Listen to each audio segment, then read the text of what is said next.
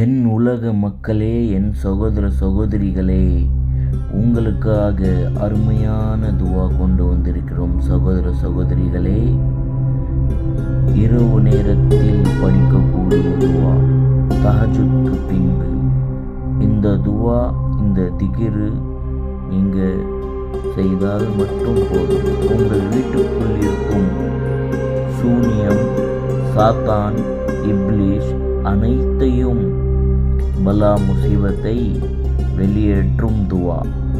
இந்த துவா கேளுங்கள். நீங்கள் நேரடியாக இறைவன் கிட்ட கேளுங்கள். இறைவன் கொடுப்பவன் சகோதர சகோதரிகளே, இறைவன் கொடுப்பவன் சகோதர சகோதரிகளே. யா ஹாபிசு, யா ஹாபிசு,